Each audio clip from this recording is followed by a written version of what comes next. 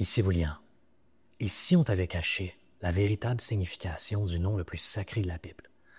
Ce que je vais te révéler aujourd'hui pourrait complètement renverser ta compréhension de la réalité. On nous a toujours appris que la Bible était un livre d'histoire. Mais selon Neville Goddard et d'autres grands mystiques, comme les kabbalistes et les hermétistes, il s'agit en réalité d'un code, un guide précis qui révèle les lois de la conscience et de la création. Et au cœur de ce code, il y a un mot qui cache l'un des plus grands secrets de la manifestation. Jéhovah. Et voici ce que personne ne dit. Ce mot n'est pas ce qu'on croit. À l'origine, il ne désignait pas un Dieu à l'extérieur, mais un tétragramme sacré. Les lettres Y, H, W, H, ou en hébreu, Yod, He, Vav, He, aussi appelé Yahweh. On le retrouve plus de 6000 fois dans la Bible hébraïque originale, mais son véritable sens a été perdu à travers le temps. On dit que c'était un code mystique si puissant qu'il ne devait même pas être prononcé.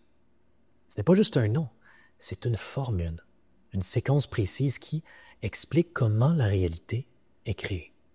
Mais la plupart des gens l'ignorent et c'est pourquoi ils passent à côté de leur pouvoir créateur. Dans cette vidéo, on va décortiquer ensemble chaque lettre, selon l'interprétation de Neville, comprendre leur véritable signification et surtout comment utiliser ce secret pour manifester ce que tu veux.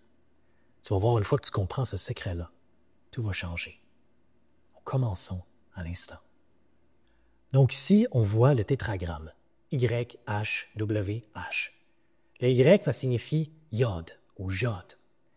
Le H signifie He. Le W signifie Vav. Et le H signifie He. Yod, He, Vav, He ou Yahweh. Neville, dans son livre Liberté pour tous, au chapitre 2, qui s'appelle Le nom de Dieu, il nous dit que ces 4 syllabes-là nous démontrent les étapes de la création, qui passent de la conscience inconditionnée jusqu'à la création physique. Si tu connais le mystique Neville Goddard, tu comprends déjà que Neville nous montre que la conscience, c'est la seule substance dans l'univers et que tout ce qu'on perçoit autour de nous, ce sont des résultats de la conscience. Et quand il nous parle de ces 4 syllabes-là, la première chose qu'il nous dit, c'est que le Yod ou le Jod représente ce que lui, il appelle le « je suis », la conscience inconditionnée, ou l'endroit où le potentiel infini existe. Toutes les possibilités existent, mais ne sont pas encore définies, ne sont pas encore créées. Tu peux penser du « je suis » comme de la vapeur ou l'état gazeux. La vapeur n'est pas encore définie, n'est pas encore solidifiée. Elle est en expansion, elle est large, elle est partout dispersée dans l'espace. Et ici, comme je l'ai mis dans les cercles, j'ai mis le Jod à l'extérieur parce qu'il contient tout. Il est la source de tout. Et ça, c'est présent à l'intérieur de toi comme ta conscience d'être. Qui tu es quand tu arrêtes de te définir, quand tu arrêtes de mettre quelque chose après le « je suis ». Les sages comme Ramana Maharshi ou Paramahansa Yogananda nous parlent de revenir à la source, de se poser la question « qui suis-je? Qui suis-je? Qui suis-je? » et de toujours aller vers l'observateur. Qu'est-ce qui est présent quand tout est enlevé? Ça, c'est l'étape numéro 1. Toute la création commence par là. Chaque être humain est connecté par cet état. Toute la création part de cet état. Je suis. Donc, quand toi, tu veux créer ta réalité, si tu veux revenir à la source, si tu veux décréer ce qui est déjà là, tu dois revenir au « je suis ». C'est la première étape. La deuxième chose que Neville nous parle, c'est le « He », le premier « He ». Pour lui, ce que ça signifie, c'est l'image mentale. C'est là qu'on commence à prendre dans les millions de possibilités qui s'offrent à nous, les milliards de possibilités qui s'offrent à nous et qu'on choisit une idée. Une idée qu'on commence à percevoir sur l'écran de la conscience. Imagine un peintre qui s'en va pour peindre sur un tableau blanc. Au début, il est dans le Yod, pure possibilité infinie. Et il choisit de peindre une image. L'image, c'est le hé, c'est l'imagination. Nous, en tant qu'humains, on a cette chose-là magnifique d'imagination. On a la possibilité de choisir un scénario parmi des millions. Et quand on fait ça, on commence la première étape de la création. Tout ce qui est autour de nous a été imaginé avant d'être là. Regarde autour de toi les bâtiments, le mur, la chaise, les objets, tout a commencé dans l'imagination. Et donc, c'est la deuxième étape de la création, une image mentale. Donc, toi, quand tu crées ta réalité, la première chose que tu dois faire, c'est commencer à être clair sur c'est quoi l'image mentale que tu vas commencer à entretenir. Et la troisième étape que Neville nous parle dans son chapitre, c'est le vave. Le vave qui est ici, c'est le ressenti, la conviction. Quand on commence à se connecter au « je suis », à notre état d'être, conscience d'être, possibilité infinie, et qu'on perçoit une image, tant qu'on n'a pas encore ressenti cette image comme étant vraie, qu'on ne l'a pas connectée avec la croyance, avec la conviction, cette image ne va pas se créer encore dans notre réalité. Mais quand on commence à le ressentir comme étant déjà vrai, oh là, ça active la création. Et cette substance qui était de la vapeur commence à se solidifier en eau. Et puis, éventuellement, en réalité. Le hé, le dernier hé, c'est la création physique. Donc, la conscience, ce que Lévin le dit, et il en parle dans son livre, la conscience conditionnée se matérialise continuellement sur l'écran de l'espace. Le monde est l'image et la représentation de l'état conscient, subjectif qu'il a créé. Donc, tout démarre dans la conscience, dans notre état subjectif. Où est-ce qu'on vit intérieurement? Ici, dans les niveaux, on voit que si on veut créer notre réalité, on ne doit pas commencer au centre, au hé, parce que le hé est la réflexion de tout ce qui se passe dans le Jod He Vav. Le Jod He Vav, c'est l'image qui est reflétée dans le miroir. Le miroir, c'est la réalité. Si tu veux plus d'informations sur ce concept-là de miroir, la réalité, tu peux regarder ma vidéo sur le miroir, la réalité, juste ici, le principe du miroir. Mais en gros, c'est que le monde intérieur est constamment, continuellement reflété dans notre réalité. Tout ce qu'on voit autour de nous est une réflexion de notre monde intérieur, de ce qui se passe dans l'image mentale et dans notre ressenti. Et si on veut se détacher d'une certaine réalité, on veut décréer une certaine réalité, on doit remonter les étapes. On doit retourner au « je suis » en premier, ou ce qu'on appelle le point zéro. Et c'est pour ça que prendre conscience de cette simple formule qui provient de ce nom sacré, Yahweh, eh bien, on peut vraiment avoir un plan, une carte sur comment créer notre réalité. Une autre chose que Neville nous dit dans ce livre-là, il nous dit « Le monde invisible ne peut rien faire de lui-même. Il ne fait que témoigner de son Créateur, l'état subjectif. C'est le Fils visible, H-E, He, qui témoigne du Père, du Fils et de la Mère invisible, Jod, He, Va. Une sainte Trinité qui ne peut être vue que lorsqu'elle est rendue visible en tant qu'homme ou manifestation. Donc le He est le Fils de la Mère, du Fils, du Père invisible, qui sont le Jod, He, Vav. Le « je suis », l'image mentale et le ressenti, la conviction. Mon cher Créateur, qu'est-ce que ça veut dire pour toi? La réalité que tu veux créer en ce moment, est-ce que, en premier lieu, tu t'es connecté à Dieu, le « je suis », Jod, la conscience d'être, l'état où tout commence, avant même que la pensée émerge, l'observateur, le ciel où les nuages passent. Est-ce que tu t'es connecté à cet état d'être-là? Et est-ce que tu as choisi une réalité spécifique à entretenir? Est-ce que tu as choisi une image mentale?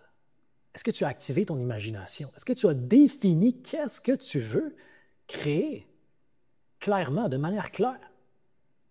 Et numéro 3, est-ce que tu as commencé à te pratiquer à ressentir cette réalité comme étant déjà vraie? Est-ce que tu as commencé à te mettre dans l'image? Si tu fais ça constamment, tu vas commencer à changer le Jod He Vav. Tu vas commencer à changer ta réalité subjective. Et quand ta réalité subjective, ton monde intérieur change, le monde extérieur n'a d'autre choix que de refléter ce changement. Le problème, c'est que les gens, ils se perdent entre le Jod et l'image mentale. Parfois, ils ont plein d'images mentales en même temps.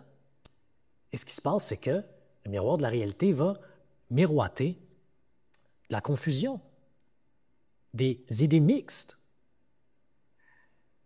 La deuxième chose que les gens font, c'est qu'ils commencent à sentir une émotion qui est différente d'avoir déjà ce qu'ils veulent. Si, par exemple, tu te visualises en train d'avoir une entreprise prospère qui génère 30 000 € par mois et que ton ressenti, c'est « je ne le mérite pas ». Ton ressenti, c'est « oh, j'ai peur des responsabilités qui s'en viennent » ou « ah, tu te sens séparé ».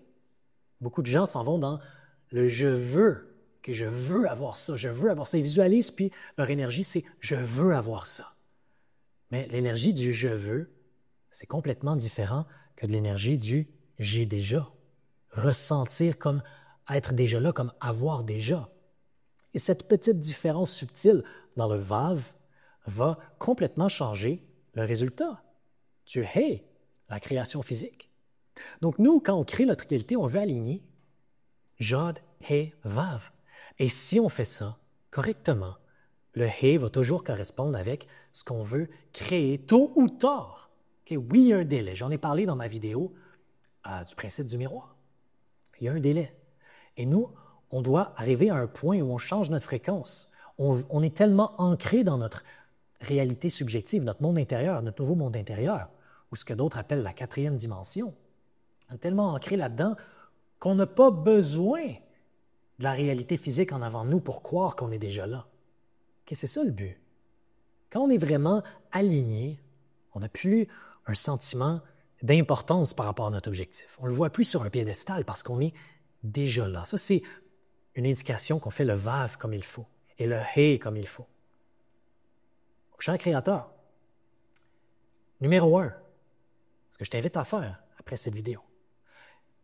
Premièrement, prends une petite minute, 2 minutes, 3 minutes pour te connecter, même 5 minutes si tu es capable, de te connecter à qui tu es en arrière de tes pensées, en arrière de tes émotions.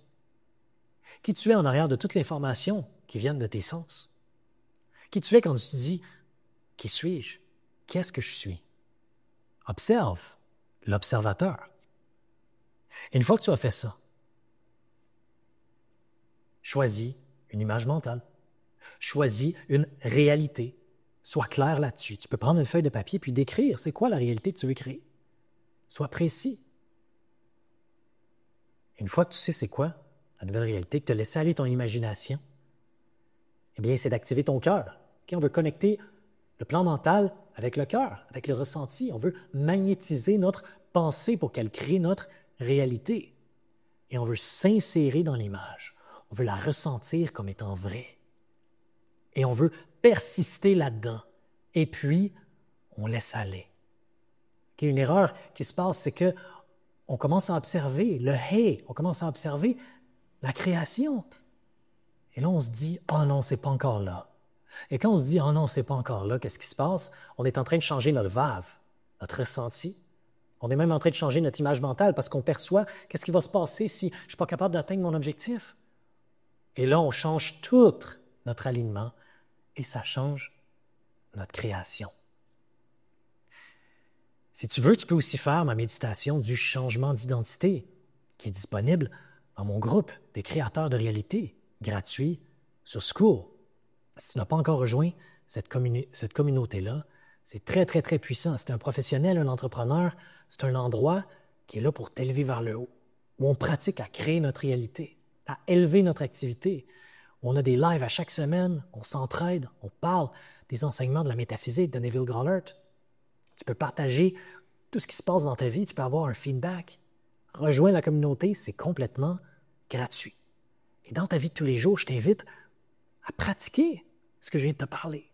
Commence à prendre conscience de ce que Neville nous a parlé. Commence à prendre conscience de ce que les kabbalistes, les hermétistes nous parlent. Que la création, c'est simplement une réflexion de la conscience inconditionnée qui devient tranquillement conditionnée et qui se transforme en création physique, comme de la vapeur, qui se transforme en eau et qui se transforme en glace, en solidité.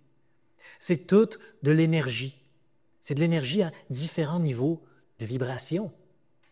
Tout ce qui est autour de nous vibre. La physique quantique nous le montre. Il n'y a rien qui est sans énergie. C'est tout simplement des niveaux de vibration différents. Et ton imagination, le « hey », ton ressenti, ça permet d'emmener la vapeur et de la solidifier et de la modeler en réalité. Cher créateur, merci et belle création à toi. On se voit à la prochaine vidéo. À bientôt.